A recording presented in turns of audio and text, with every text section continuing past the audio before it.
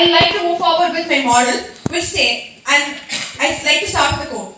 The physical capital has no value until it is actually utilized by human capital. And this holds true, of course. So we suggest the restructuring of the human capital rather than the geographical boundaries. Because of course, that's a tiring process. So what we suggest is, people work for multilateral platforms and they contribute to the global economy. They do this by working for different countries virtually, which is practical and possible in the modern world, where almost everything is fueled by internet and online platforms. Now, with this, I'm going into my first argument, which states that this splitting up of countries brings out the potential of other smaller countries. So, how does this exactly happen? The superstates like USA and India, they have a huge amount of resources, both physical and human resources, and they dominate the world power. Now, due to this higher position, they keep improving and they still dominate the higher position in the world stage. So, what happens is, this actually inhibits the growth of the other countries. Now, when we split up the countries, the resources will be more uniformly shared among the other countries, which also allows room for the other smaller countries to grow. This leads to my second argument, which states that this allows the distribution of resources and to the underdeveloped and developing countries and promotes the superstate. You say that resources are going to be shared among all the other countries. Why will they be shared with all the other countries when all we're doing right now is breaking up the superstates into smaller countries? Why will we give it to other foreign countries? That will be answered in the later part of my arguments. And this prevents the superstates from overpowering the world stage.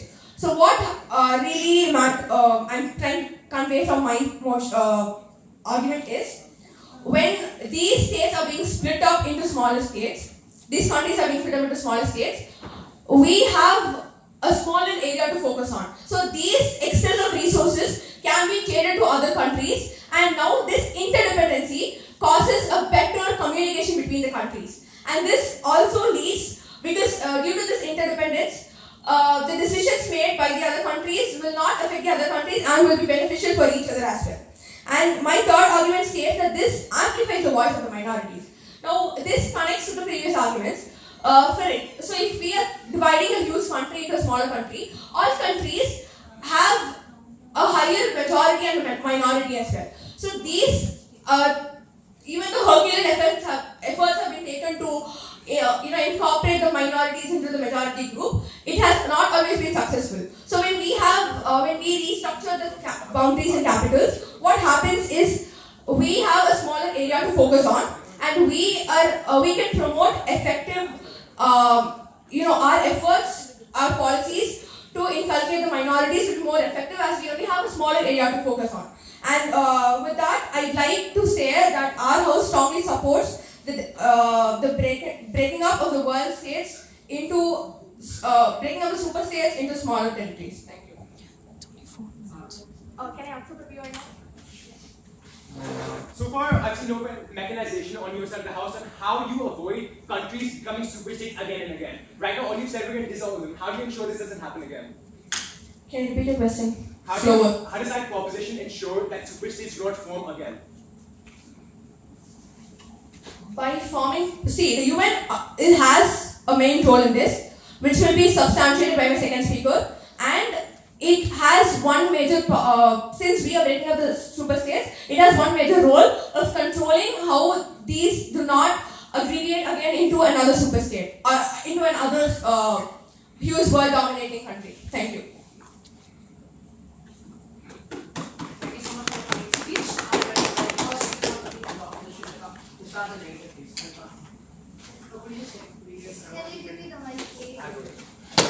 Because I pronounce the speaker, POI their hand is definitely. In general, it's like. Do you need any taps? No, I'm good. Starting in. Wait, is this working? One? Press the sound.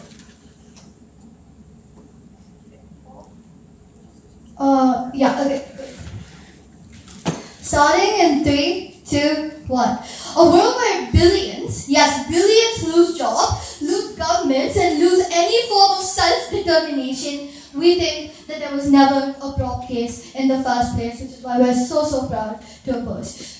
Three pieces of framing then. Firstly, what does this piece look like? Note that the motion only states that the process will be peaceful, never the end result, right? It never guarantees that the people are going to be peaceful, that things like invasion and regional conflicts aren't going to occur in the first place, right? But second, what does this breaking of states actually look like? We think that it looks like not having any form of central government, but you still have local governments with all of that sovereignty instead, right? What this inherently means is that there's a lot of regional tensions that we'll talk about in our second speaker extension, but note that this was literally in the motion clarifications, and they do not have the fiat to say, oh, this will be by HR development, because literally this house supports motion. They have no fiat to say that. But third, we just think that our counterfactual is just the status quo. I'm not fine with supporting that. Okay, firstly, just note that any model that they gave you just doesn't come under their fiat power, but even if it did, we just tell you why multilateralism doesn't exist on their side. Because all of those multilateral institutions that they talk about, especially the UN, are all going to fall on their side of the house, and we'll tell you why. But second, they give you this entire argument on, how there's inequality, right? We just think that this isn't a delta because in the long term you are going to have more super states emerging in the first place. But second, we'll tell you why all of these vulnerable states are actually worse off on their side because they lack things like aid in the first place, right? But then they also tell you, you have resource distribution. Firstly, we just don't think politicians have the incentive, even if they have the capacity to do that, right? But second, these are smaller regions, so the amount of money that you're also getting is lesser, so we don't think that this is a delta. On their entire argument about minorities, my second speaker extension will cover that, right? Okay, three arguments from our side. The first will be presented by me. First on violation of social contract, but second on accountability, and then we'll give you an extension on fragmentation. First argument then on why you actually violate the social contract. We have three reasons here. Firstly, we think that even people living in these 5 states do require some amount of moral consideration, right? Because they're also part of the world. We think just by India and China, you have over 2 billion people living in these countries who are all going to be adversely affected because they no longer have a form of central government, they no longer have any form of self-determination, right? At the point at which you violate the right to a central government, violate the right to have a good quality of life, and violate the right to any sort of economic self-determination, we think that the social contract just inherently falls on their side, and that's why their side is principally illegitimate. But the second reason for this argument is just that we think you violate vulnerable nations too, at the point at which you cut off things like aid, because the most visible nations in the IMF no longer exist, right? That is the point at which you lose over 25% of the IMF funding. That is the point at which nations like Ukraine lose any form of aid, which we think is just inherently bad for them. But third, just the amount of governmental jobs that you're going to lose on their side because you no longer have a central government is so massively large that it's going to lead to massive unemployment, which effectively hinders your right to self-determination. And we think that is just inherently bad, right? We made this argument on the scope, on the vulnerability, and the right to self-determination for these people. Before I move on, second argument then on accountability. We have 3 reasons under this. Firstly, we think most states hold the other states accountable, so there's no form of unchecked power, right? We think this looks like US and Russia because we think that there are counterbalancing narratives to these states too. So any and all impacts that they give you aren't that large. But second, we think that at the point at which you break down the 5 major powers in the world, which have the most visibility, which have the most economic growth, and which have the most political, social, and economic capital, that is the point at which major blocks in the world, like ASEAN, major blocks in the world like UN, BRICS, except World Bank, all of those are going to fall. And the impact of those falling is literally 3 things, right?